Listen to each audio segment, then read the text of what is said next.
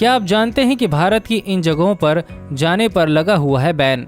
आखिर क्यों भारत की इन जगहों पर भारत के लोगों पर ही बैन लगा दिया गया है?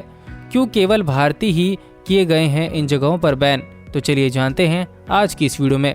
भारतीय लोगों को देश विदेश में घूमना बहुत ज़्यादा पसंद होता है।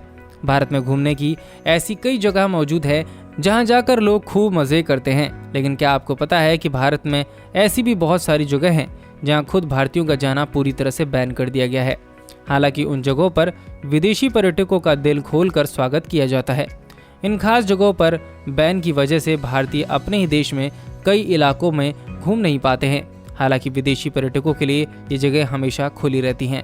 आइए जानते हैं कौन सी हैं ये जगहें। नंबर 1, गोवा का ओनली फॉरेनर्स बीच। गोवा के ओनली फॉरेनर्स बीच पर भारतीयों के जाने पर सख्त मनाही है।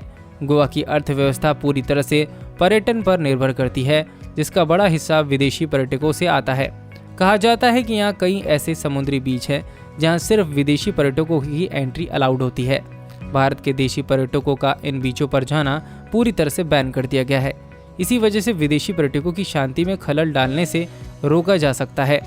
नंबर 2, अंडमान निकोबार का north sentinel island. Andaman Nicobar द्वीप समूह के नॉर्थ सेंटिनल आइलैंड में सिर्फ आदिवासी निवास करते हैं। यह द्वीप बाहरी दुनिया से संपर्क नहीं रखता।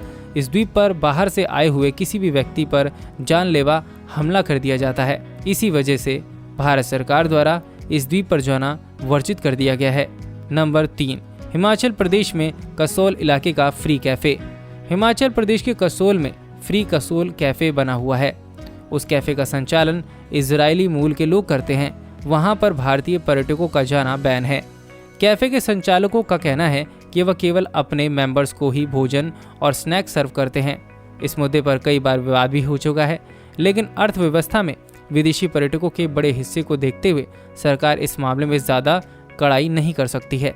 हिमाचल प्रदेश में कई ऐसी जगह हैं जहां की खूबसूरती लोगों को अपनी तरफ आकर्षित कर लेती है। हिमाचल में बसा कसोल गांव टूरिस्टों की पहली पसंद बन चुका है। हालांकि आपको यह जानकर थोड़ी हैरानी होने वाली है कि यहाँ भारतीयों से ज़्यादा इजरायली लोग घूमते हुए नजर आते हैं।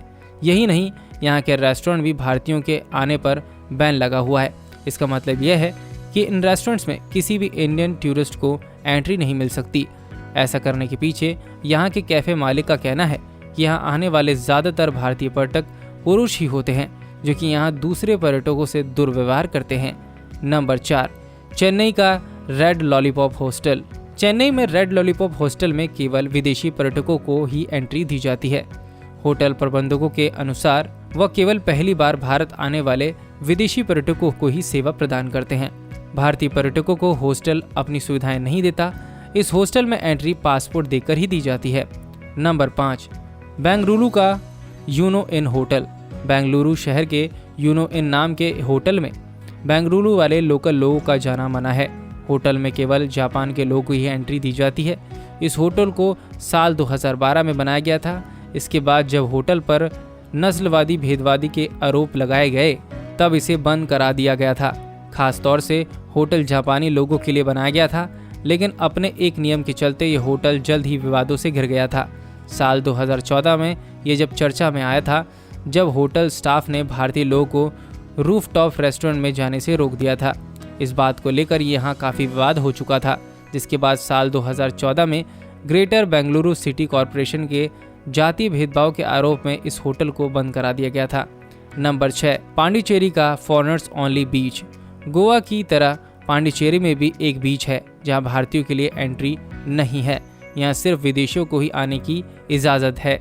इस बीच में भारतीयों की मनाही के पीछे की गोवा की तरह ही तर्क दिया जाता है कि विदेशी पर्यटकों को छेड़खानी से बचने के लिए ऐसा किया जाता है। तो क्या आप इन जगहों के बारे में जानते थे?